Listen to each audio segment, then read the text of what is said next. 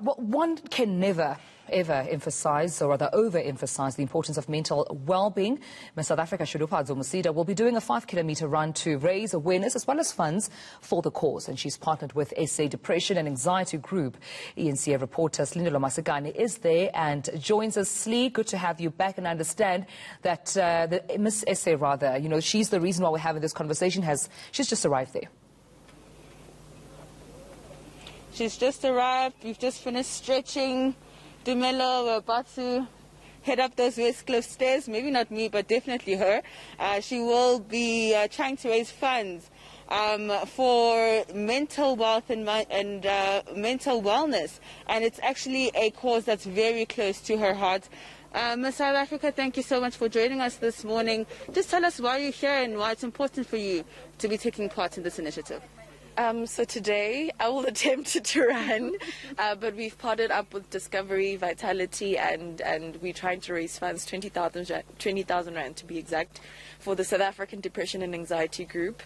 This is to promote mental wellness and just further the cause of mental health.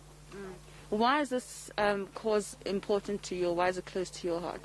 If 1 in 3 South Africans are expected to suffer from mental illness in their lifetime, or are suffering from a mental illness, then I think it's quite important for us to take mental health seriously, and it should be personal to all of us. I think COVID-19 taught us that we need to take our mental health seriously, and a lot of people are suffering. People lost loved ones, jobs, and as of late we've been seeing a lot of rest in pieces. We are mourning as a nation, and I think it's time for us to just be cognizant of our mental health and just be kinder to one another. Speaking about kindness, we've seen a video that's gone viral of a young girl who was bullied in Thohoyandou.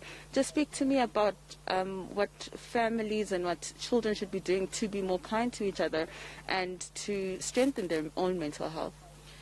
I think the death of Lufuno just highlights how we need to be kinder to one another, how it's quite important to combat bullying in general. I think kindness just goes a long way. There's not much that needs to be done except being kind and being respectful towards one another. But it's such a simple thing that I think us as a society have forgotten, just being kind, and now we've lost a life due to unkindness. So I think it's time for us to just be cognizant of the fact that bullying does affect one's mental health, and now we've lost someone, and my condolences to Lufuno's family. What do you say to young people who are going through something that Lufuno could have gone through? How do they get through it? What should they do?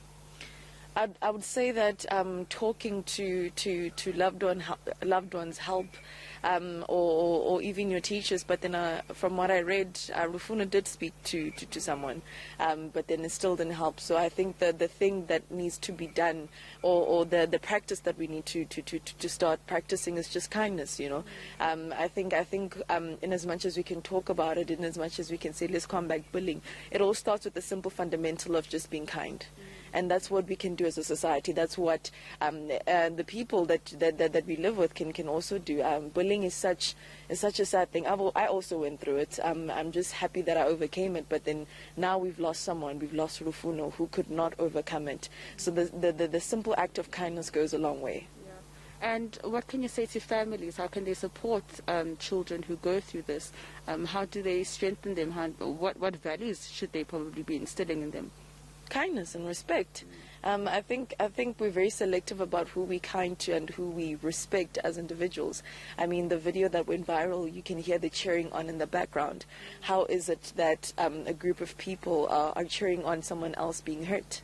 And now that the repercussions are her death, we have to look back as a society and reflect and say, okay, there's only so much that families can do, but then it's a simple act of kindness and respect, I believe. Thank you so much, Ms. Araka. I think, Dumelo, we're going to let her get to it. I'm just going to move out of shot. She will be joining the others right now so that she can begin that 5-kilometer run to raise funds for mental wellness. And as you've heard from her, that just the acts of kindness and to just be kind to one another is just the beginning of how we can stop this problem that's really become prevalent of bullying. Absolutely, Slee. And I mean, we're talking about a 15-year-old young girl who had a bright future ahead of her, and it's quite sad that she had to go through, her loved ones had to go through this. So bullying does affect, one directly, but also impacts, their loved ones. So thank you so much for highlighting this, Silindelo Masikane.